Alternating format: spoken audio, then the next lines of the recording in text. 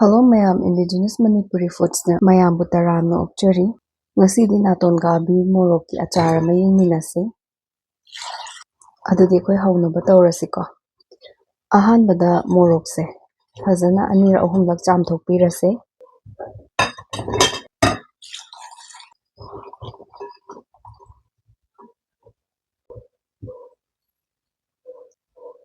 Chamthoba matungdadi morok atekbase sumaina maton khara thekpigera natraga thang sumain khaitang soidokpiramgera ama tawbiramo.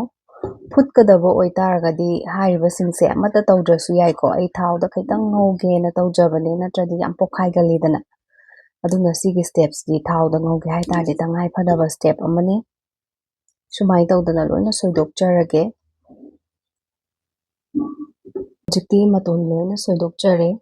Akoina achaar da sizinagadaba isingdo sumaina brong brong saubra natraga phongbong sabam leidaine. Adumaina tawhanbiro. Asawbasina di rye powder do khara thuna popa henbane. Rye powder se packet ama pura lawjarage.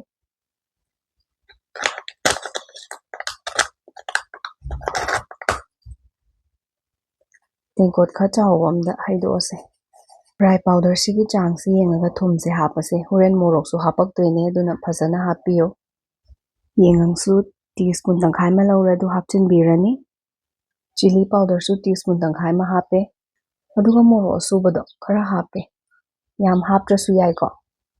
Koina sawhalaga thamgiba isingdo adudo khara hana hapase.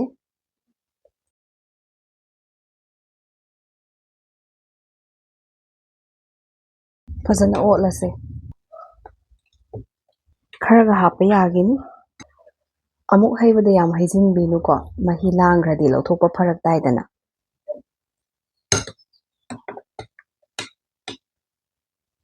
Morok tawringeda pokhan loina kupsilaga thamse. Lemon tawre acha thawdo khara hapage yamna haptrasu yaiko.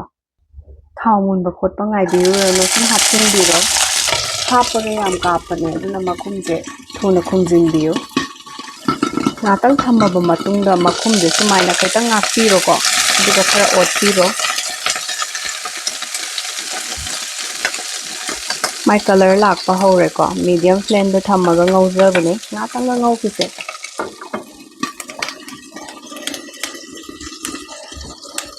Ngatang thammaba matungdadi kapasu pharani. Adugadi makhumse lawthoabanina chapchana magi color ama laise morok ki mathaksida color ama coat tawidana ko sida. Sumaina ayamba tawhanse.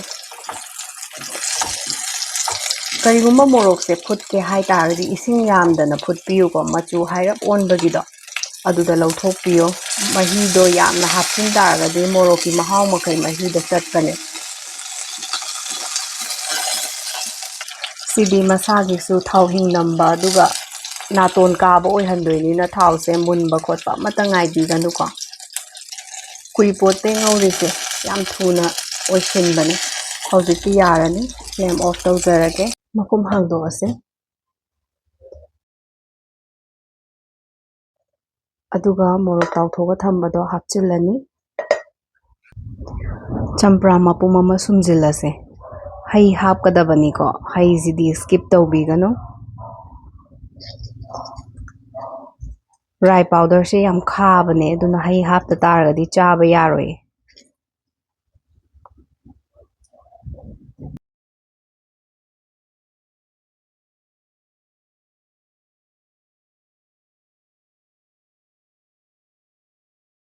Kanagumba midi haigru hapasu sum lei ko. Masagi morok phutpa tanja gumbado aduda haigru hapchinba lei. Adusu sum yabazane.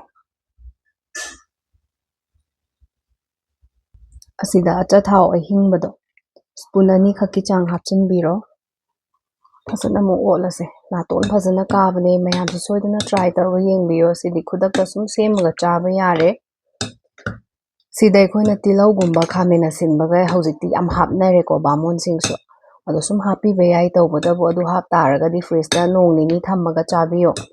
Nong nini dai hen taragadi manam khara chenbane. Aduga hojik semjariba recipe se. Asisu phana kuina fridge da sum hapaga thamyabane mapanda di thambiganu ko pumgani.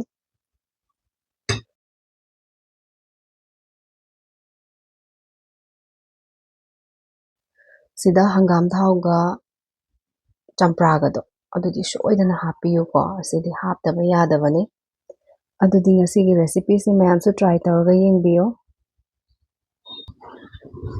ꯅꯥꯇꯣꯟ ꯀꯥꯗ꯭ꯔꯗꯤ ꯑꯆꯥꯔꯁꯦ ꯄꯥꯝꯅꯗꯦꯗꯅꯀꯣ ꯑꯗꯨꯅ ꯅꯥꯇꯣꯟ ꯀꯥꯅꯕ ꯐꯖꯅ ꯁꯦꯝꯖꯔꯕꯅꯦ ꯑꯆꯥꯔꯁꯦ ꯑꯃꯨꯛꯇꯗ ꯄꯨꯂꯞ ꯆꯥꯕ ꯉꯝꯃꯣꯏꯗꯕꯅꯤꯅ ꯖꯥꯔꯗ ꯍꯥꯞꯄꯒ ꯐ꯭ꯔꯤꯖꯇ ꯊꯝꯅꯕ ꯁꯦꯝ ꯁꯥꯔꯦ ꯖꯥꯔꯗ ꯍꯥꯞꯄ ꯃꯇꯝꯗꯁꯨ ꯃꯤꯠꯇꯒ ꯌꯥꯝ ꯀꯥꯏꯀꯣ ꯅꯥꯇꯣꯟ ꯈꯛꯇ ꯅꯠꯇꯦ ꯑꯗꯨꯗꯤ ꯉꯁꯤꯒꯤ ꯔꯦꯁꯤꯄꯤꯁꯦ ꯁꯣꯏꯗꯅ ꯇ꯭ꯔꯥꯏ ꯇꯧꯔꯒ ꯃꯌꯥꯝ ꯌꯦꯡꯕꯤꯌꯨ ꯑꯗꯨꯗꯤ ꯃꯊꯪꯒꯤ ꯕ꯭ꯂꯣꯛꯇ ꯑꯃꯨꯛ ꯎꯅꯔꯁꯤꯀꯣ ꯈꯨꯔꯨꯝꯖꯔꯤ ꯃꯌꯥꯝ